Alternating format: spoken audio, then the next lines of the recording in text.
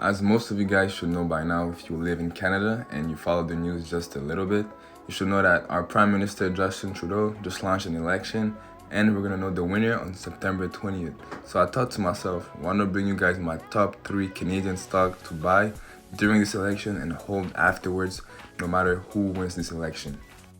So I decided to do some research and look up all the parties' top commitments for this year's election, and these are the top 3 subjects that came up the most: healthcare, climate change, and the economy. So I decided to pick one stock for each of those categories and show you guys which stock I'm comfortable buying during this election and holding after the election. So let's get into the first pick, guys. Alright, so for the healthcare sector, my pick was CloudMD, guys. Ticker symbol DOC.V, trading on the TSX, the Toronto Stock Exchange.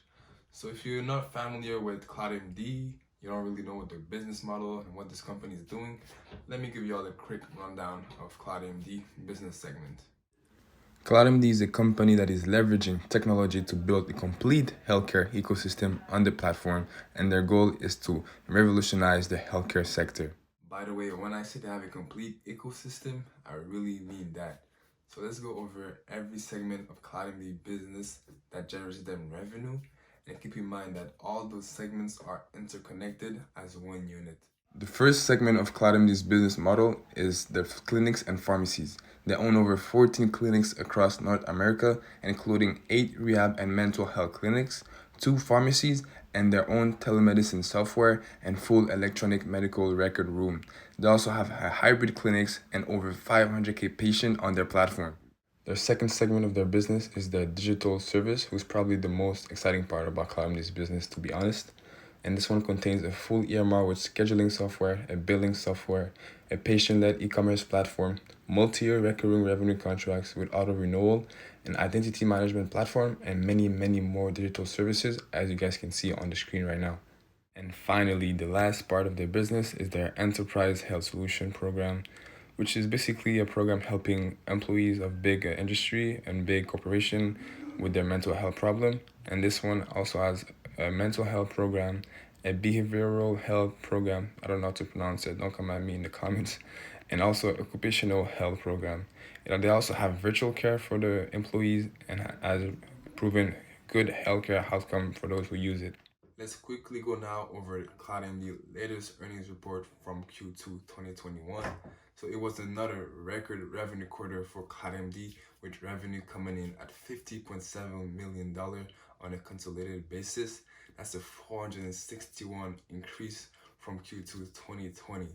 Year-to-date revenue came in at $24.4 million.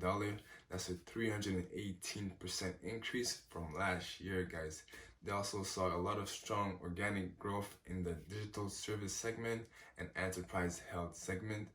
And the company completed 4 new acquisitions in Q2 2021, adding $96 million of total annual revenue, guys. So to recap my position and my basically thought process on CloudMD for this big, guys, to me, with all the parties having a strong focus on the healthcare industry right now, and especially the mental health sector, CloudMD is a no-brainer because they are operating in every vertical of the healthcare industry, guys. And it's just a no-brainer to buy this stock at those prices, guys. It's so undervalued in my opinion, and also because for some reason, Cathy Woods, our neighbor back in the US, is buying a shit ton of Teladoc. It's her second biggest position behind Tesla in a hard KK ETF, guys. So she might be onto something, and coincidence, CloudMD and Teladoc have really similar business model. That's all I'm gonna say, guys. So anyways, let's jump into our second pick. So my second pick for the climate change / renewable energy sector is Brookfield Renewable Partner, guys. So let me give you all a quick rundown of Brookfield business model to let you guys know a little bit what do they do, all right? Brookfield Renewable Partners operates one of the world's largest publicly traded renewable power platform. Their portfolio consists of over 20,000 megawatts of capacity and nearly 6,000 generating facilities in North America, South America, Europe, and Asia. Brookfield creates a lot of their value by acquiring, building, and financing assets and actively managing their operation. Brookfield is also a global leader in hydroelectric power, which comprises approximately 62% of their portfolio. It's also an experienced global owner and operator of and an investor in wind, solar, distributed generation, and storage facilities. To recap this one, guys, to be honest, this one is not even a just buy and hold now for the election. It's a buy and hold forever. Because we all know that in the world right now, we're going through a lot of climate change and environmental stuff and crisis. So just to hold a stock like this in your portfolio, it's just a piler in your portfolio. It's a strong stock that you can hold forever because renewable energy are here to stay, and it's only the beginning. So I would say this one, just keep buying it, dollar cost averaging in this one, and just buy it for the long term, not even just for the election, just for the long term, guys. But now let's jump to our final pick, guys. My last pick was a little bit tricky for this one because I had to find a stock that could really perform well during an economic recovery because we're bound to see one eventually. So I had to find something that was really affected hardly by the pandemic and could rebound really nicely. So I decided to go with a company that has a monopoly in Canada, across all Canada basically, and one that has been drastically beaten down by the pandemic because of all those health and safety measures.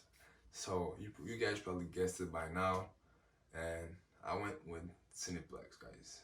So I'm hoping that if you live in Canada, I don't have to explain to you what Cineplex does, because that would be pretty you know what, right? So yeah, I don't have to explain that one for you, the business model, you guys already know. But I'm just gonna go over the reason why I picked Cineplex and go over the latest Q2 earnings report. Honestly, guys, the reason why I chose this stock is because I honestly think we're so close to a reopening rally with the vaccine passport being introduced both in Quebec and Ontario. I think this will loosen capacity restriction, and this is going to see all those big title movies start doing great numbers again, and that means more revenue for Cineplex. Let's take a look now at Cineplex's latest Q2 numbers and business highlights. So the average monthly net cash burn was down 24 million for Q2 compared to 27 million in Q1. They also launched Canada's first movie subscription program for $9.99 a month. The members can receive one regular admission ticket, 20% off, concession purchases, and a variety of other benefits and discounts across the Cineplex theaters. The total revenue came in at 64.9 million for Q2 compared to 22 million for Q2 2020. And the box office revenue came in at 10.9 for this Q2 compared to 4.5 last year Q2. And the adjusted EBITDA for the second quarter of 2021 was a loss of 53.2 million compared to a loss of 72.5 million for the prior year period last year. To conclude this video, guys, and to wrap it up for today, just keep in mind these two things if you decide to go ahead and buy Cineplex, guys. First off, there's a trial going on with Cineworld over an acquisition stuff that I don't really want to go in depth into the video for too long. So just keep in mind this, do your own research about that. And also, guys, this is a long-term recovery play. The company is still losing money on a monthly basis. They're burning cash, so keep in mind it's not gonna skyrocket to the moon tomorrow. It's not AMC, so keep in mind that, guys. If you buy this stock, guys, it's a long-term play. Let the play out 2-3 years, 4 years out, guys. All right. But besides that, guys, thank you for watching this video. I hope you find some value. If you did, make sure to smash the thumbs up, leave a comment down below, and subscribe to the channel. We're trying to reach 1K subscribers, guys. But anyways, I hope you have a blessed rest of the day. Stay safe.